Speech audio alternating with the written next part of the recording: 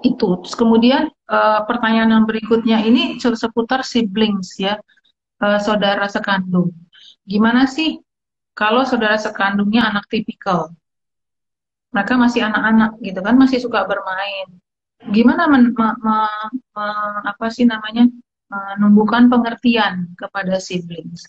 Saya mau share Bapak Ibu, beberapa waktu yang lalu saya bertemu ya dengan sejumlah mahasiswa UI yang beberapa orang gitu ya, yang kebetulan mereka bekerja, mereka tuh udah di tingkat skripsi gitu ya, mereka kerja magang di kantor saya gitu.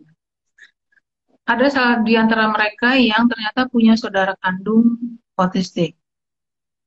Jadi dia datang ke saya, tahu karena saya orang tua dari anak berkebutuhan khusus, dia datang dan dia mengeluh panjang lebar dan marah-marah dan komplain lah bahwa hidupnya miserable karena dia punya saudara yang berkebutuhan khusus.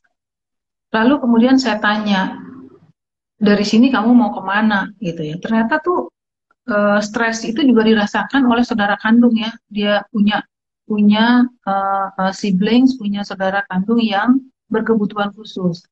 Jadi memang Bapak Ibu, saudara kandung ini yang anak tipikal ini juga perlu pendampingan ternyata untuk dia bisa mengerti dan memahami.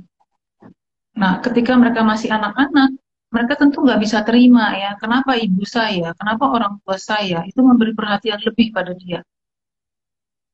Nah, untuk dia dapetin perhatian, dia ngejailin lah, dia ngisengin, dia jailin, atau dia sengaja dibikin tantrum.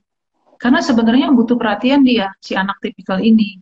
Itu. Jadi memang orang tua mungkin mesti berbagi peran antara ayah sama ibu untuk bisa me, apa ya, membimbing, memberikan perhatian kepada si anak tipikal. Jadi kalau seumpama si ibu itu fokus kepada anak yang berkebutuhan khusus, maka ayahnya yang harus ngambil alih peran, mendampingi kakak atau adiknya yang anak tipikal.